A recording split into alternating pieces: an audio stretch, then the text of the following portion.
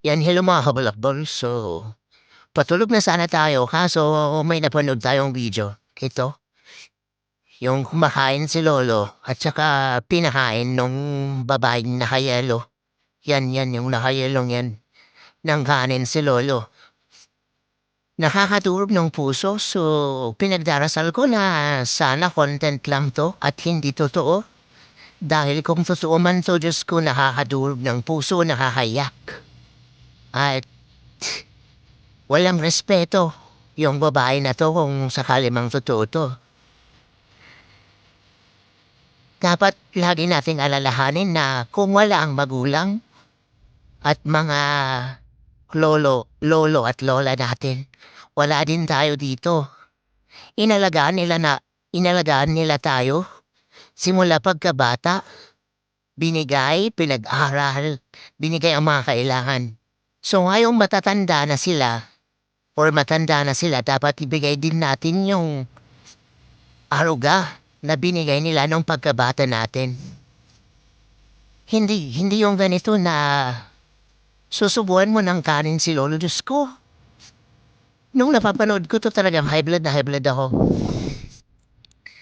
So, sana pinagdarasal ko content lang 'to.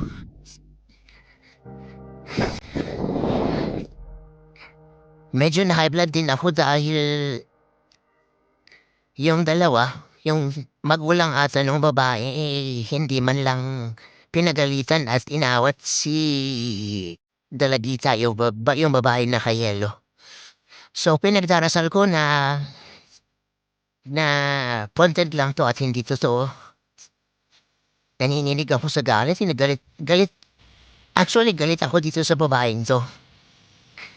So, sana, sa mga nanonood diyan, 'wag natin gayahin 'to at sana mahalin natin ang mga magulang natin at, mga grandparents natin. Dahil nung bata tayo, inalagaan tayo, binigay nila ang kailangan natin. At malay natin pagtanda natin, gawin din ng mga apo natin yung ginagawa natin sa kanila. Ayun.